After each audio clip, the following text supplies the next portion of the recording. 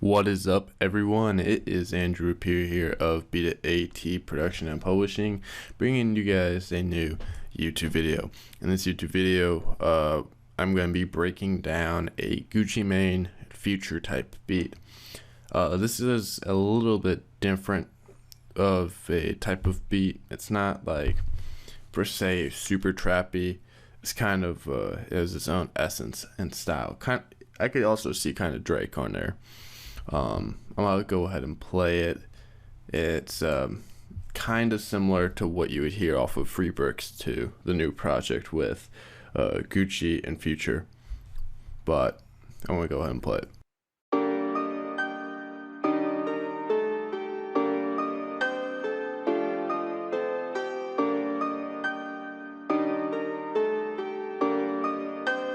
Beat It AT.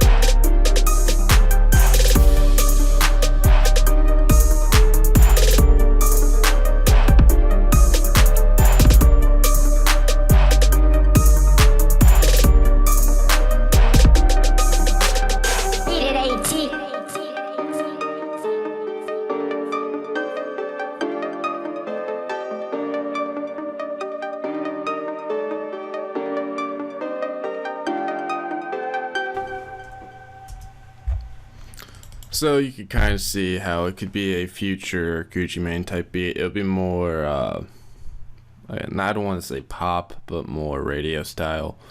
But it definitely has that, I guess, vibe to it. Definitely Future on it. So I'm gonna go ahead and break this down. This isn't exactly a tutorial per se. I'm gonna just show you guys how I did everything, what I used and such. I'm gonna probably do a couple videos like these, as well as some other videos. I've been taking a break trying to see and come up with some new ideas and such, and so I thought this would be a good idea.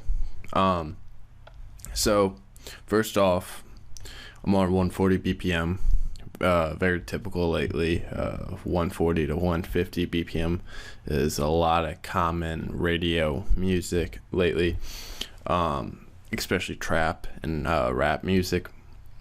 So then I got everything broken down to intro, chorus, verse, outro.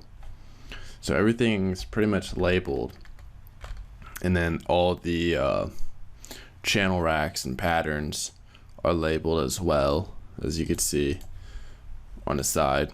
So this is gonna be, so it looks more fluid ultimately, and hopefully it helps you guys on the whole structure. We're gonna go ahead and zoom in. So on the first measure, I guess you would say, where we have the intro, we have this piano, and if the channel rack pulls up, the piano was Nexus, and I just put the piano in the mixer, did an EQ, a little compression, and then I had the gross beat half speed, but the mix was turned off. And that half speed comes in during like all the pre-chorus sections, and you can see the automation, so it's not on the whole time. And as I said, this is not a tutorial, but for those of you that understand the fundamentals and more than the basics, me breaking down this beat and breaking down other beats will allow you to see how I and other producers create beats. This can improve ultimately your knowledge, and you can learn new things. So this is like the whole purpose of this. I'm not gonna break down exactly why I did specific things. I'm not gonna per se probably explain all the settings and such, but as those would be more for tutorials, but this is more for me showing you guys how I did this. So continuing on, the piano, this was the piano progression that I had.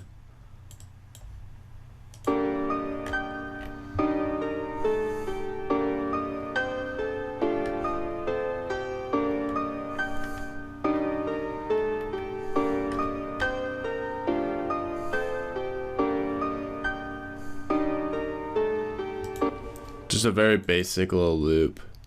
It almost kind of sounds like a vinyl piano, like a really old dusty piano. So I like that, the sonic sound of it, or whatever, mumbo jumbo. And then when we get into the chorus, we pull in probably the most amount of sounds and instruments, where I have this ARP 2, where I have two different ARPs coming in on the first half. So we got one ARP, two ARPs, and we got all these drums in the 808. And then on the second section, we got the piccolo or flute or whatever. It's really a piccolo, but sounds very similar to a flute. Now pulling up this ARP to show you what this sounds like.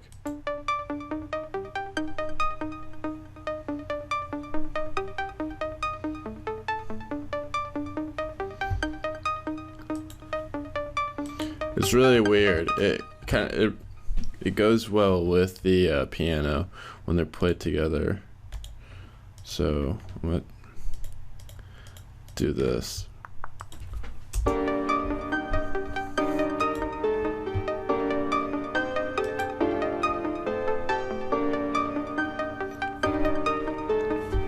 It almost kind of like sits on top of it, and blends together. This isn't probably the final mix and master either. I literally just freshly made this beat. I'm gonna have to do a couple different playthroughs on other speakers to kind of hear the all the different sonics. I mean, you can't really finish a beat just hearing it off of one headphone, I mean, you can, but normally I don't. I like to test it out on a whole bunch of different speakers and headphones. But continuing on, we got this other ARP. right here.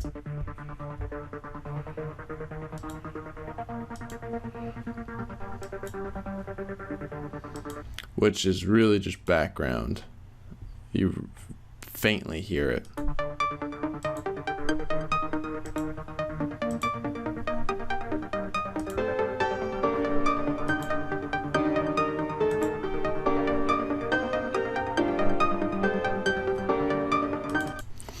I think the main reason why I even kept these ARPs was that adding everything together just added motion. So these ARPs together stacked with this piano kind of created this odd motion that like almost like it's a very unified sound. At least to me, sounds like it almost goes together, or well, it does, but.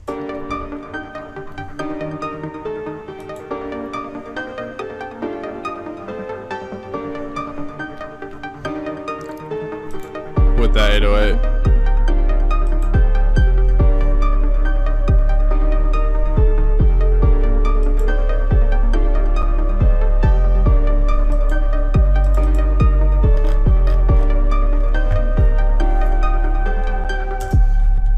And one of the ARPs was Done To, and then the other ARP was Nexus. And I did some, it was if you go to the expansion analog, if you have the additional expansion pack, and go to Nordic Walk and go to ARP, I changed the speed of it.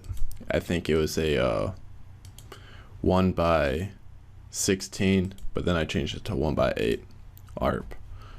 And I kind of got like a different sound, and that's one reason why I also kept that ARP. Now, I'm gonna pull up this 808. The 808 is very simple. I only have one 808 pattern throughout this whole beat, but then I would change it up and such. I think this 808's tuned a little bit differently, so that's why I have it starting at A. Alright. And then the orchestral crash is just a standard crash.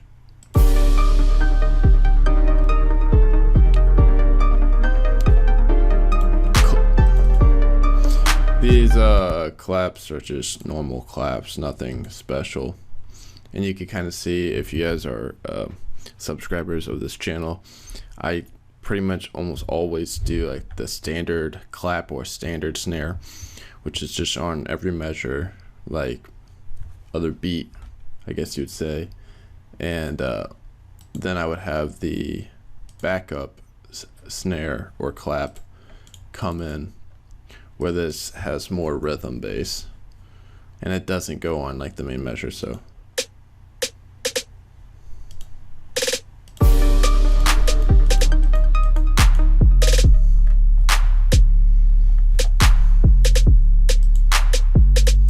this is what it sounds like with the 808 clap and snare.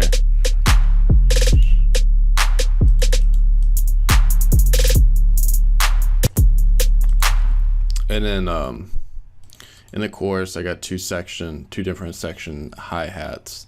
As you can see, this one's just faintly different than the first one. It just has some more rolls, as we can see, like right there, I think right in there. There's more frequent hi-hats. And adding you see, looks a little bit less if we were to compare it.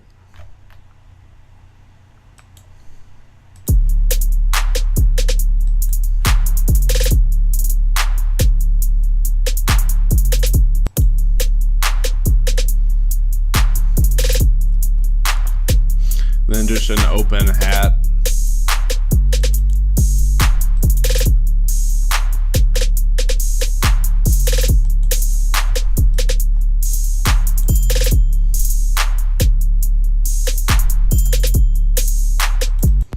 Then a ding, that percussion ding. Then we got the chant.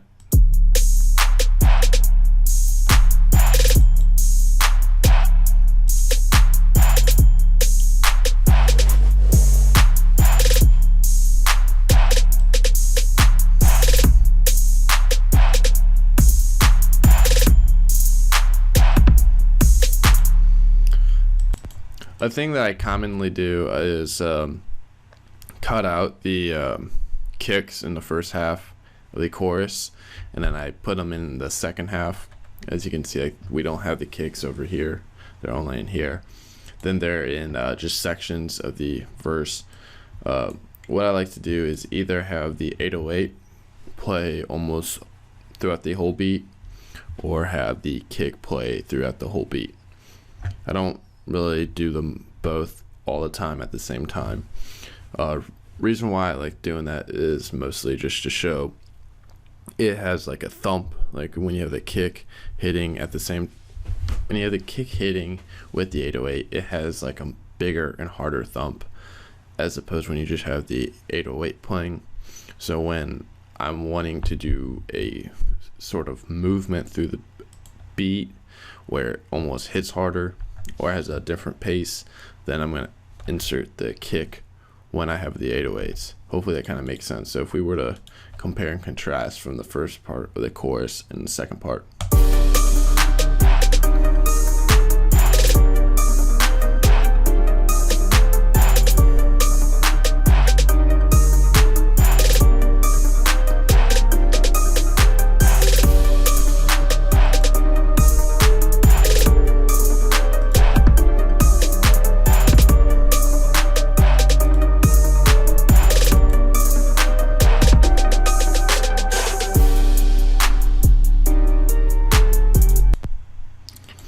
So yeah, that's just one reason and kind of one thing I do.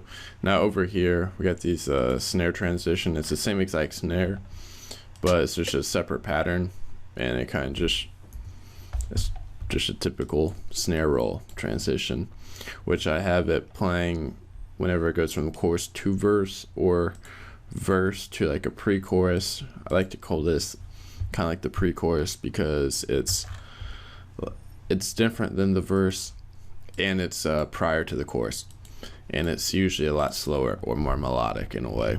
So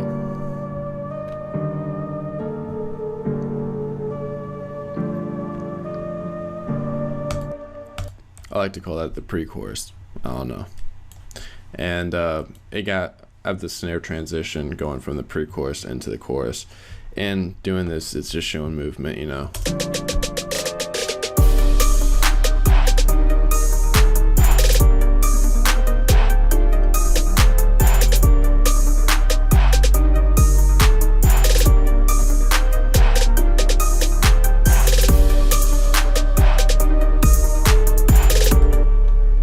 So I shift back and forth from this piano 2, which is a pretty much the same melody off of piano 1.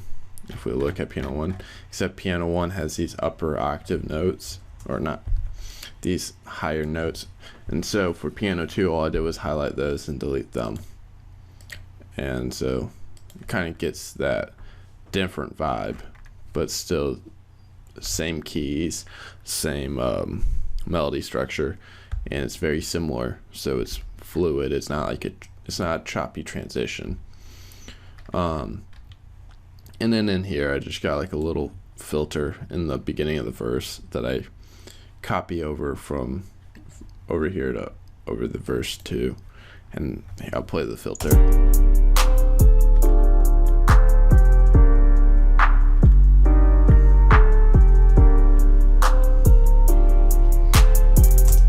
Just another thing to show movement, something very subtle that just makes the beat stand out a little bit more. I mean, the verse is very basic, clap going all the way through up until pre-chorus. Little section in the pre-chorus where I add in, prior to the pre-chorus, where I add in the kick, snare, hi-hat.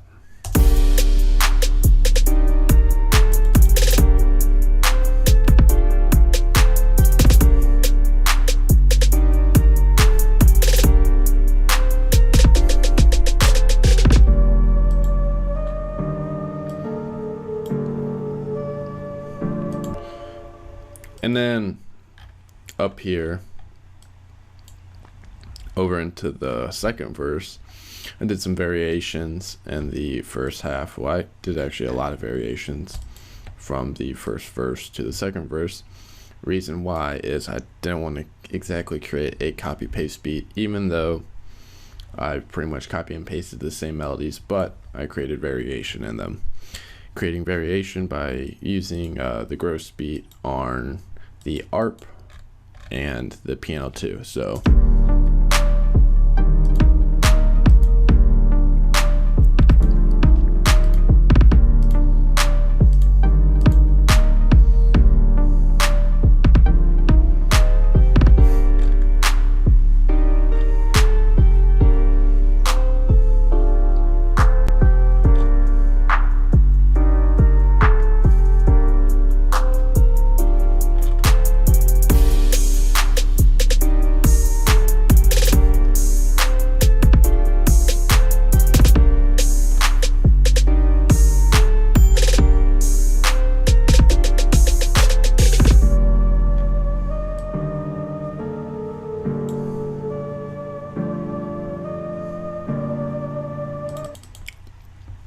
I mean, and that's predominant. I mean, that's for the most part like it's not anything too complex. There's a lot of stuff going on, but everything was pretty much done. I originally worked on the beat kind of like this, all in the channel rack. Had the piano, ARP, piccolo, other ARP. Had pretty much everything going off and working in it within the channel rack. Then I split it up and then separated it and expanded it throughout the whole playlist. So I pretty much started with all this as a loop and just subtracted from it throughout the whole beat, because this is pretty much the most that's going on throughout the whole beat as compared to any other part of the beat. So working from there is an easy way. I know I've kind of been all over when explaining this beat, but it's just I keep getting like new ideas on showing you guys, explaining different things.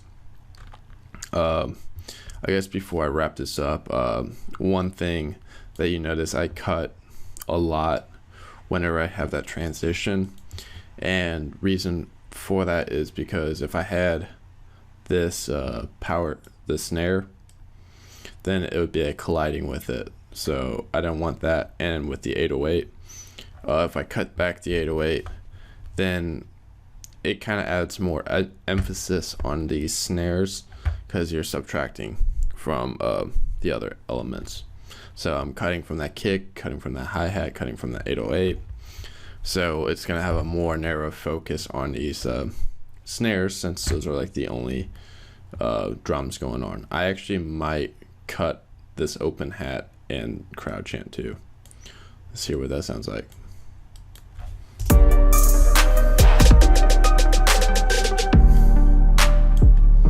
I like that. I actually like that. So I'm actually gonna fix the beat up. I just feel like when you have all the instruments and drums playing at the same time, when you're doing a roll or a transition, it kind of sounds cluttered. I want to make sure that when I'm working with this beat and other beats, that there's space in there, because on top of that, we're gonna have to have we will have to have the rapper's vocals or singer, whatever, go on top of the beat.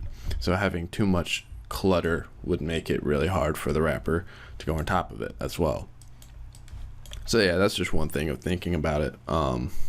Yeah, so hopefully this video was somewhat beneficial to you, and maybe you learned something from it. The drums that I used in this beat were predominantly all from the Beat It AT drum kit and the Beat It AT drum kit 2. So if you guys want to get those drums, or like the drum samples that we used, you can go to beatit.com and check the drum kits and downloads page, and you can go see the drum kits that we have available there. I'm gonna try, I know I haven't uploaded a new video recently, but I'm gonna have more videos coming out, and I'm gonna do a couple more of these breakdown videos. This is the first time doing it, but I've done tutorials like these in the past, but we're going to start calling these breakdown videos, and then tutorials are going to be beats that we make completely fresh with you guys. And when we do beat sessions, those are just recorded sessions with no instructions, etc., etc. So we're going to try to keep it up and keep doing new stuff. So yeah, apologies on lack of videos lately. So yeah, this is Andrew Appear here of Beat It AT Production and Publishing, and I'll see you guys later.